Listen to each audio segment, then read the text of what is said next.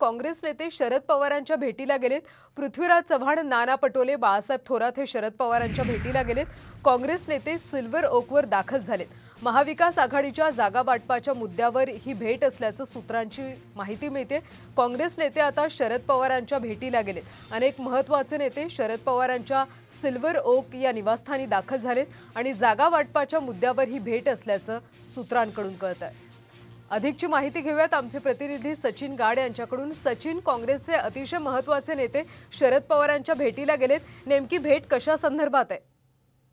नक्कीच काँग्रेसचं शिष्टमंडळ हे सिल्वर ओकला दाखल झालेलं आहे। त्यामध्ये प्रदेशाध्यक्ष नाना पटोले, बाळासाहेब थोरात आणि पृथ्वीराज चव्हाण हे स्वतः आहेत। कालच आपण बघितलं की लोकसभा निवडणुकीला घेऊन महाविकास आघाडीची अंतिम बैठक काल ट्रायडंट हॉटेलला पार पडली आणि या मीटिंग नंतर हे जाहीर करण्यात आलं की आमचं सगळं ठरलेलं आहे। मात्र जागा वाटपाचा फॉर्म्युला हा त्यांनी जाहीर केला नव्हता आणि नेत्यांनी स्पष्ट केलं की जागा वाटपाचा फॉर्म्युला हा पक्षश्रेष्ठीच करतील, उद्धव ठाकरे, शरद पवार हे या जागा वाटपाचा फॉर्म्युला जाहीर करतील। आणि आता आपण बघतोय की दुसऱ्याच दिवशी काँग्रेसचं शिष्टमंडळ हे शरद पवारांच्या भेटीला गेलेलं आहे का? आता नेमका जागा वाटपाचा फॉर्म्युला हे तिन्ही पक्ष कधी जाहीर करतात आणि आजच्या बैठकीनंतर हा फॉर्म्युला जाहीर होतो का हे पाहणं महत्त्वाचं राहील। नक्कीच सचिन, जागा वाटपाचा फॉर्म्युला ठरतो का हे पाहणं महत्त्वाचं आहे। धन्यवाद माहितीसाठी।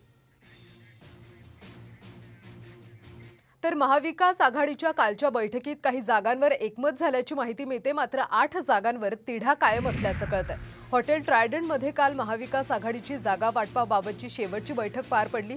यात शिवसेनेने 23 जागांची मागणी केली होती, पण काँग्रेस आणि शरद पवार गट तेवढ्या जागा देण्याच्या तयारीत नसल्याची सूत्रांची माहिती आहे। त्यामुळे ठाकरे गटाला 18 ते 19 जागा मिळण्याची शक्यता आहे। सध्या तरी ठाकरे गटाला 15, काँग्रेसला 14 तर शरद पवार गटाला 8 जागा देण्याचा निर्णय झाल्याचं कळतंय।